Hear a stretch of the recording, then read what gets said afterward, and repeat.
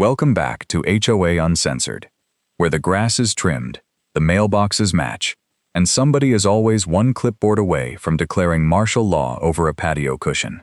Today's story begins with one little fire pit and ends with 6 ovens, 3 city departments, and a woman discovering that laminated authority is still just paper. Before we light anything, tell me where you're listening from and whether your neighborhood has ever tried to regulate something this ridiculous. Pull up a chair. Mine is technically a permitted seating fixture now.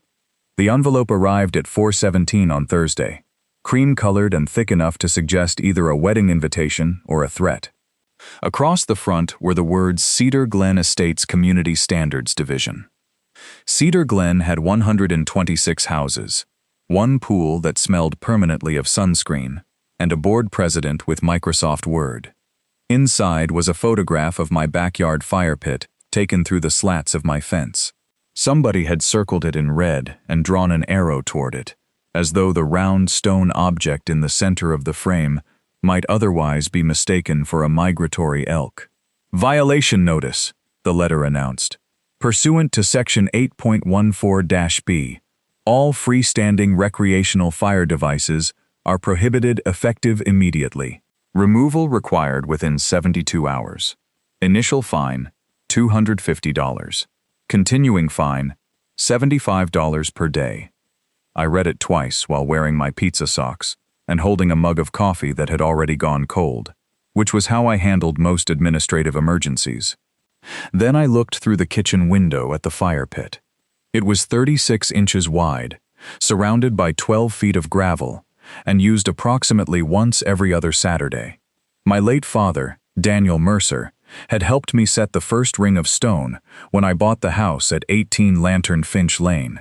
He had spent 42 years building things straight and 3 years pretending not to notice that I had installed the first block upside down. The pit was where my daughter Lucy roasted marshmallows, where my neighbor Harold Webb told stories with no detectable endings, and where Dad had sat during his last visit, warming both hands over a flame the size of a birthday cake. So yes, it was a metal bowl with rocks around it. It was also one of the few places where the house still sounded like him. I had bought the property 6 years earlier after a divorce, with a heroic mortgage rate. I designed ventilation and fire suppression systems for restaurants and municipal buildings. That sounds impressive, until you realize much of my life involved explaining why grease and flame should not share a casual relationship. I knew heat loads, setbacks, exhaust rates, and permit sequencing. At 8:06 the next morning, the person responsible arrived. Patricia Bellwether, president of the Cedar Glen Estates HOA, entered my driveway in a pearl-white golf cart fitted with an amber beacon that flashed like a tiny municipal emergency nobody had requested. She wore coral slacks ironed so sharply they could have opened a package, and a floral blazer that looked like a botanical garden had exploded inside a business seminar.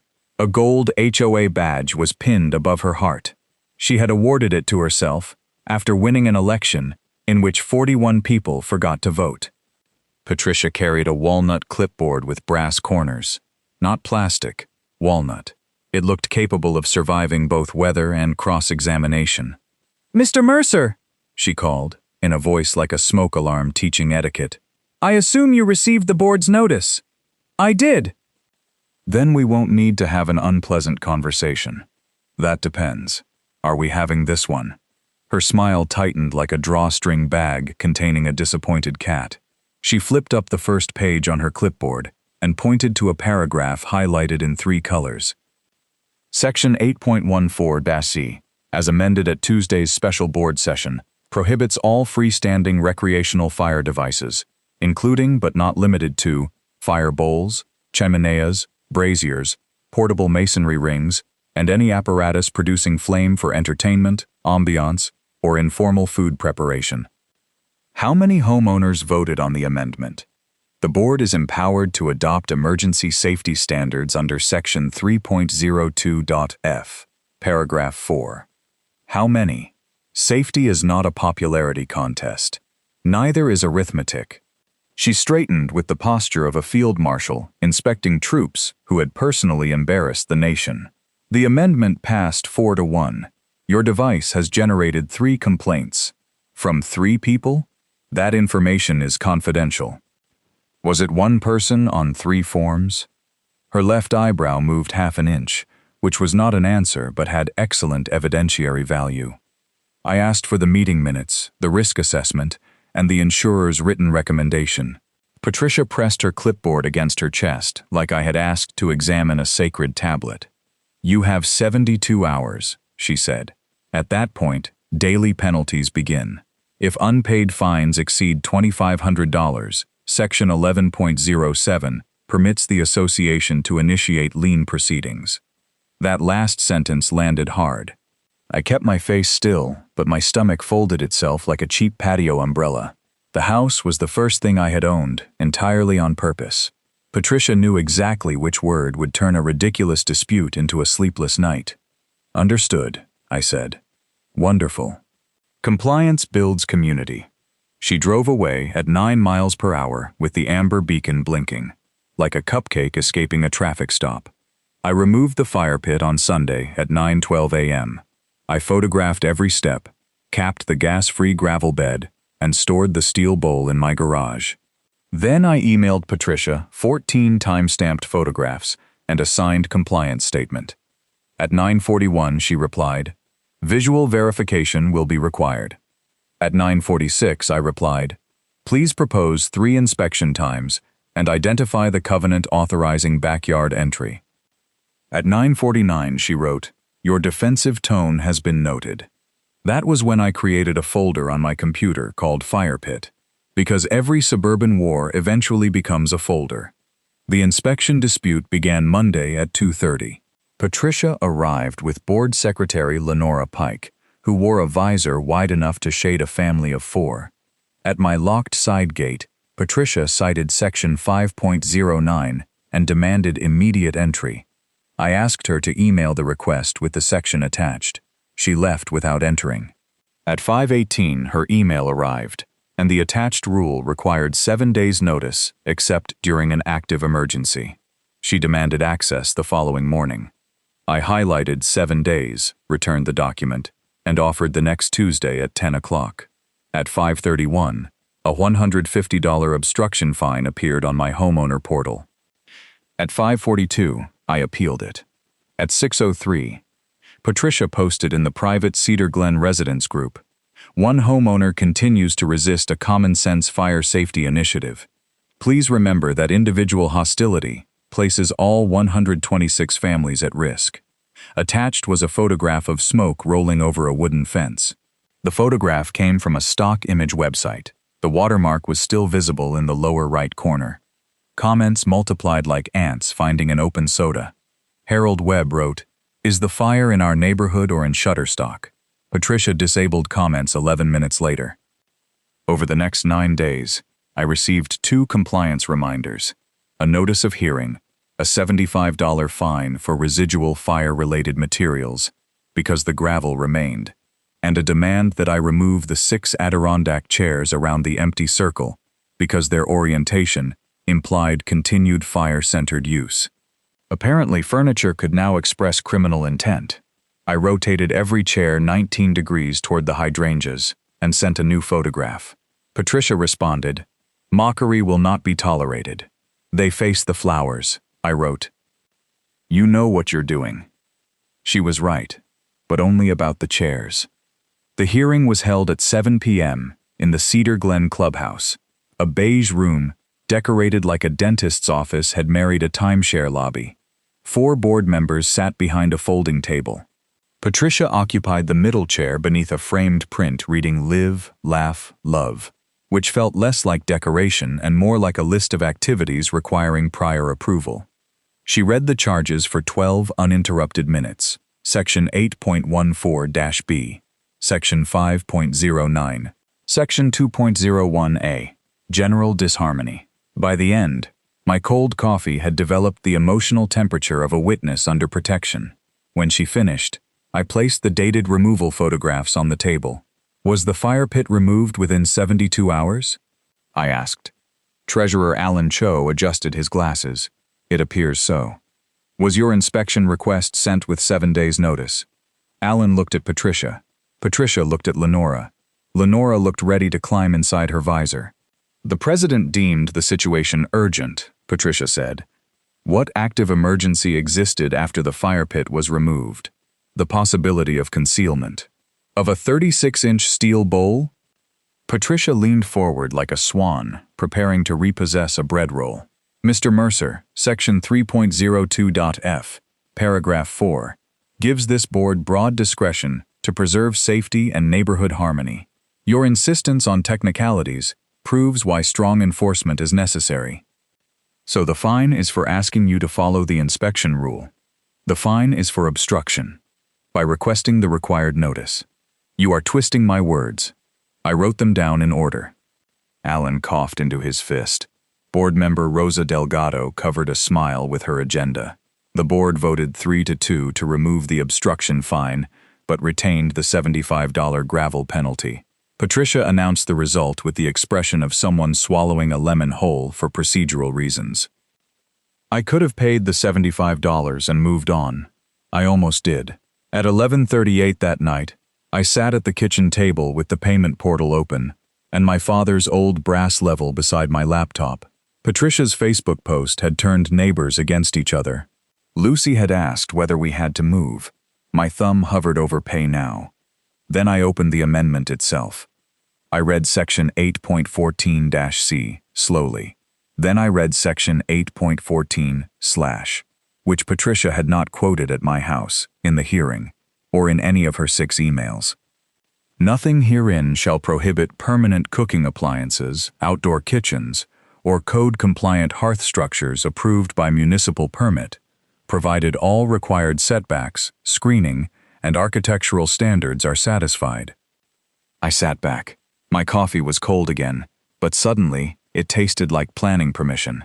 The next morning, I called Sal Moretti at 7:26.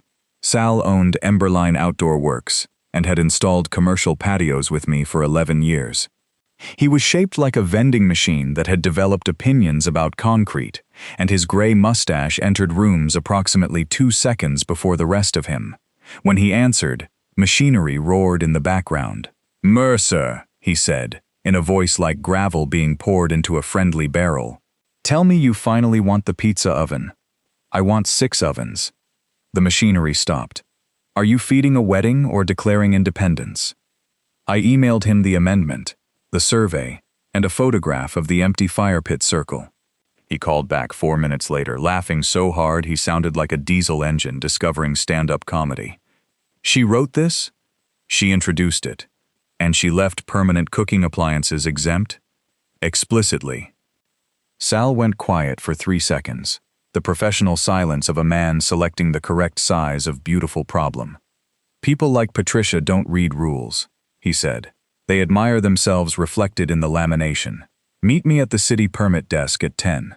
We're going to cook her amendment until it falls off the bone." I would have followed that man into a volcano if he had shown me the inspection card first. At 10:03, Sal rolled 12 drawing sheets across the counter at the Bellwether City Development Office. Bellwether City was fictional in the sense that all cities are invented by people who later regret the parking rules. We met building official Miriam Knox, a compact woman with silver hair, red glasses, and the patient stare of someone who had rejected 17 decks designed by uncles with power tools. I explained what I wanted: a 612-square-foot roofed outdoor kitchen on a reinforced slab, located 28 feet from my rear property line, 16 feet from the house, and 11 feet from the nearest combustible fence. The structure would contain 6 separately listed cooking appliances. First, a 48-inch wood-fired masonry pizza oven with a spark arrestor and insulated chimney. Second, a 36-inch natural gas convection oven. Third, a stainless electric combi oven with steam function. Fourth, a pellet-fired smoker oven. Fifth, a clay-lined tandoor set into a non-combustible counter. Sixth, a passive solar oven mounted on an adjustable stone pedestal, because by that point, restraint felt disrespectful to the engineering.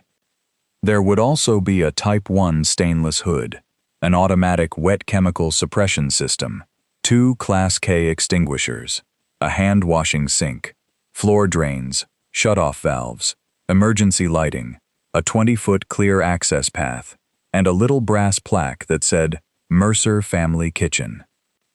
Miriam turned through the drawings. Residential? Entirely. No commercial food service? No sales. Family and neighbors only.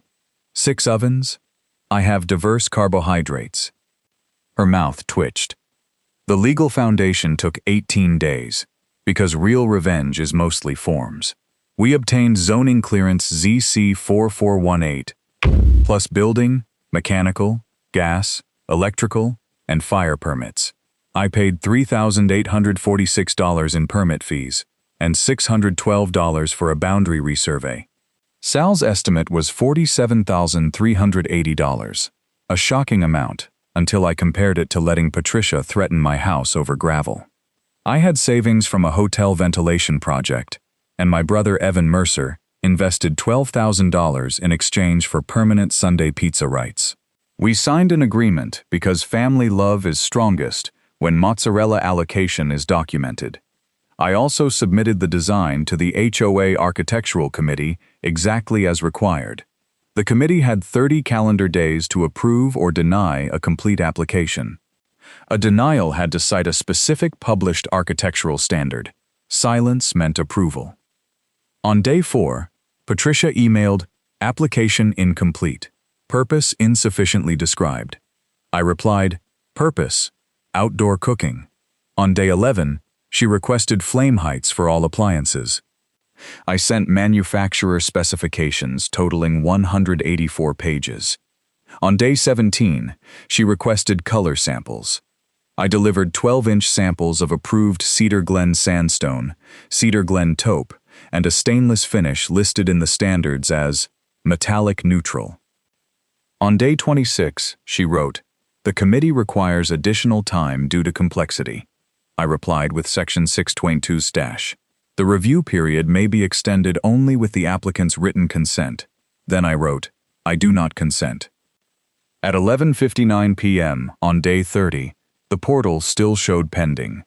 At 12:01 a.m., I took a screenshot. At 8:06, Miriam Knox stamped the final city plan set. "This is completely legal," she said. "Unusual, expensive, and deeply committed, but legal. Maintain the approved clearances and call for inspections before concealment. Anything else?" She slid the plans across the counter. "Invite me when the pizza oven works." Construction began on Monday, June 8th at 6:58 a.m., 2 minutes inside the HOA's permitted work hours. Sal arrived first in a red pickup with Emberline Outdoor Works painted on the side. Behind him came a mini excavator, a concrete saw, a dump trailer, 2 flatbeds, and a portable restroom in Cedar Glen taupe. I had checked the approved color list, naturally. By 7:12, orange safety fencing enclosed the work zone. At 7:19, Sal installed a 4x6-foot permit board facing the street. Every city permit, approved HOA application, inspection schedule, contractor license, and insurance certificate sat behind clear acrylic. It looked like a museum exhibit titled, "Documents Patricia Should Have Read." At 7:24, the pearl-white golf cart appeared at the end of Lantern Finch Lane, amber beacon already spinning. Patricia stopped so abruptly that her walnut clipboard slid off the passenger seat. She retrieved it, marched up my driveway, and stared at the excavator as it lifted the old gravel into the trailer. "What?" she said, separating each word like it had failed a background check, "is happening here?" "Outdoor kitchen. This is a prohibited fire installation. It's 6 permitted cooking appliances." Her face went through confusion, calculation, and offense, like a traffic signal designed by a dramatist. 6. It's important to avoid bottlenecks. She approached the permit board. Her eyes moved from BP 2761 to FP 902, to the screenshot of the architectural portal. The committee never approved this. Section 6.12-day. No decision within 30 days. Your application was under review. For 30 days. I requested an extension. I declined it. Patricia raised the clipboard like a conductor trying to stop an orchestra with office supplies. Section 8.14 Paragraph 1, expressly prohibits flame-producing devices used for informal food preparation. I pointed to the next paragraph, enlarged on the board in 24-point type. Section 8.14c, I said. She read it. Her lips moved slightly. Behind her, Sal shut off the excavator so everyone could enjoy the silence. That exception was intended for grills, she said. It says outdoor kitchens. Not this kind. How many kinds are published? The board can clarify the rule. For future applications. Sal leaned against the excavator, his hard hat balanced on his head like a cereal bowl on a fire hydrant. Ma'am, you built him a door in the rule, and then spent a month polishing the doorknob. Patricia turned toward him. Who are you? The guy with 6 installation manuals and a concrete delivery at 8. She photographed everything, including the portable restroom, perhaps hoping its taupe lacked sufficient emotional neutrality. Then she issued a stop work directive on HOA letterhead and taped it to the excavator. Sal read it. This have a city order number? He asked. The association has independent enforcement authority. So no. He carefully removed the paper, placed it in a plastic sleeve, and handed it to me for the Firepit folder. At 8:03, the concrete truck arrived. Patricia called the city, then the fire department, then code enforcement.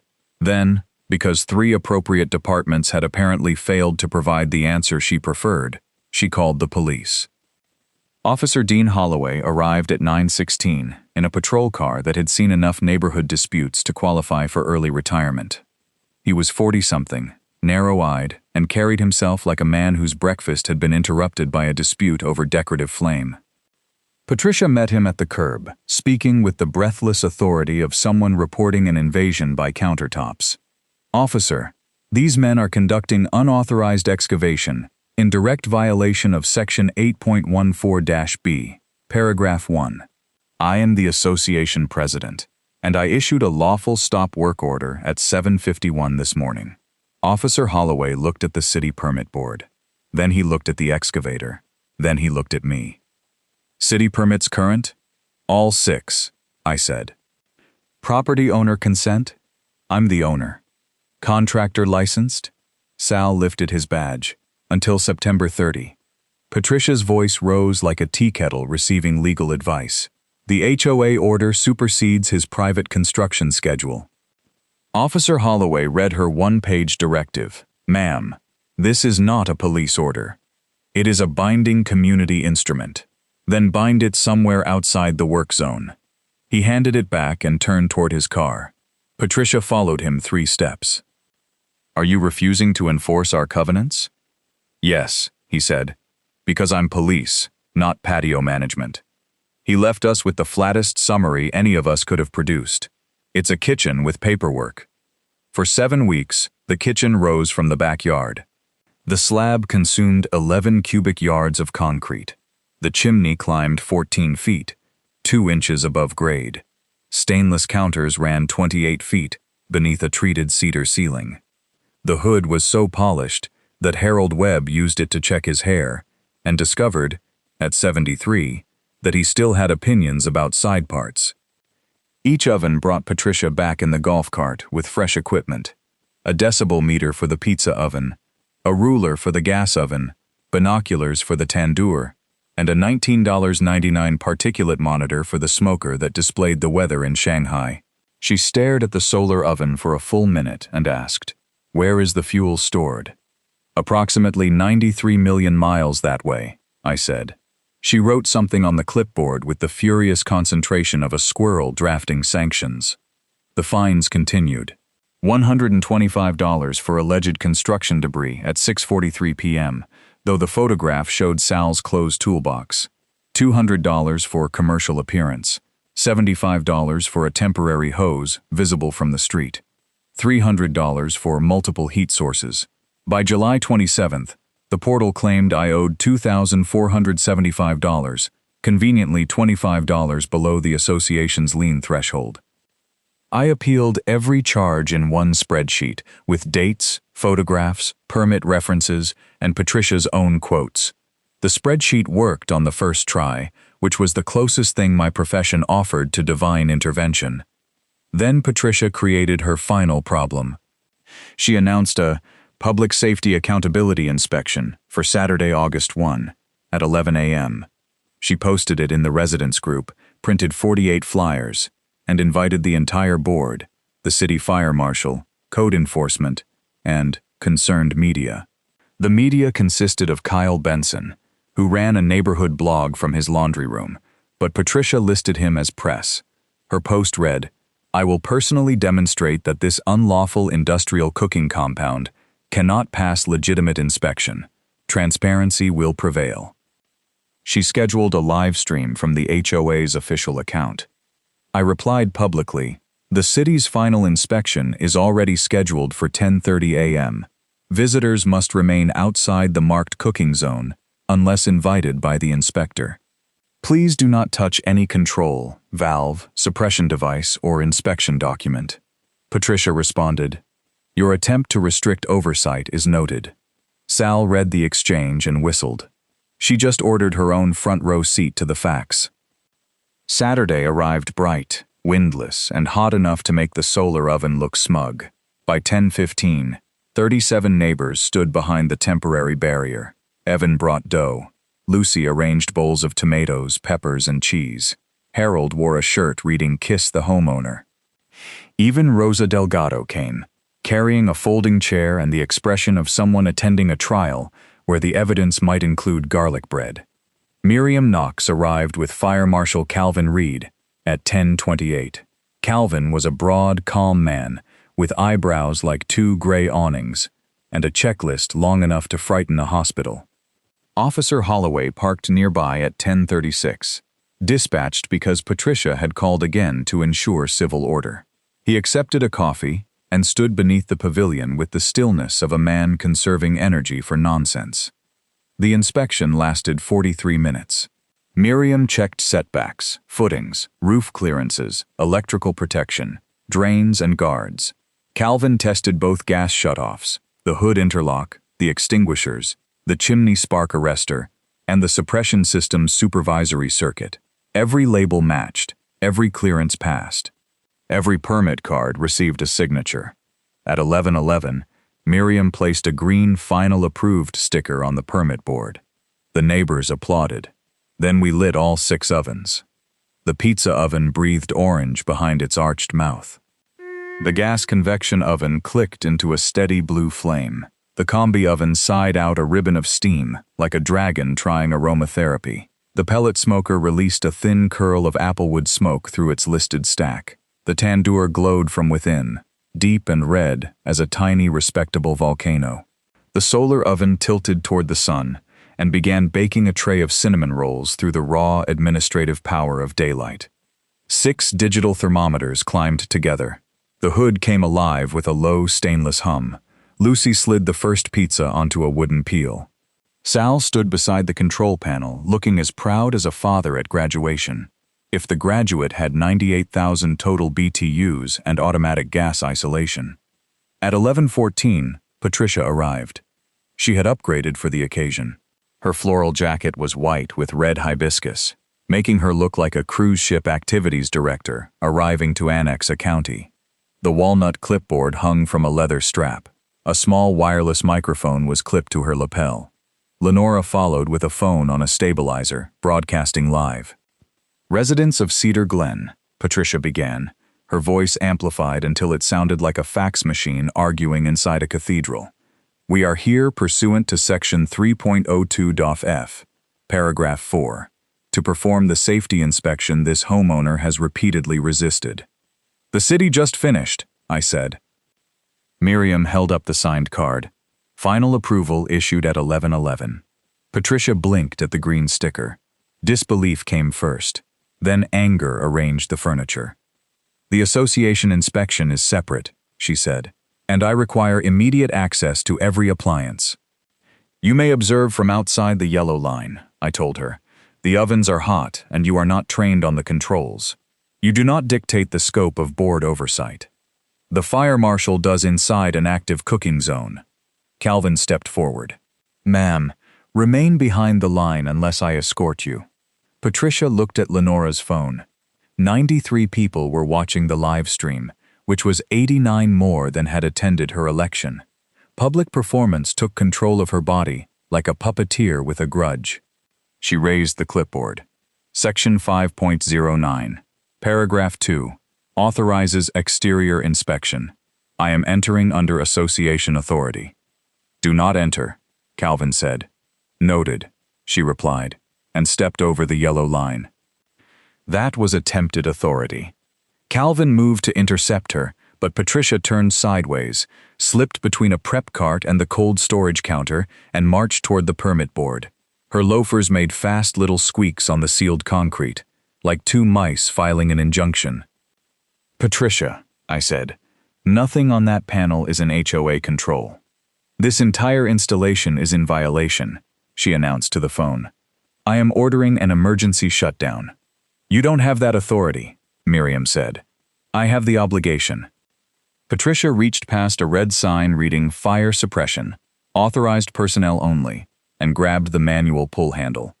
Calvin said, very clearly, do not pull that handle. There is no fire emergency. She looked straight at Lenora's camera. The board must act where the city refuses, she declared. Then she pulled it. The system did exactly what a professionally installed, city-approved wet chemical suppression system is designed to do. Wet chemical suppression system is designed to do. Gas valves slammed shut. Electric heating circuits disconnected. The hood shifted to emergency exhaust. 6 nozzles released a fine, pale spray over the protected cooking line, with a sound like 100 bottles of salad dressing losing patience at once. Patricia stood directly beneath nozzle number 4. She did not fall. She did not get hurt. She simply became, in less than 2 seconds, the most thoroughly seasoned HOA president in municipal history. The potassium solution flattened her hibiscus jacket against her shoulders and turned her careful hair into a glossy helmet. She let out a sound that was half shriek, half tea kettle, and wholly incompatible with elected office. Startled, she backed into the wheeled dough bin, sat on its closed lid, and rolled 6 feet across the polished slab like a floral parade float that had lost steering. The bin stopped gently against a rubber bumper beside the hand-washing sink. Patricia grabbed the faucet to stand, triggered its knee-operated control with her leg, and sent a clean arc of warm water directly into the open top of her walnut clipboard.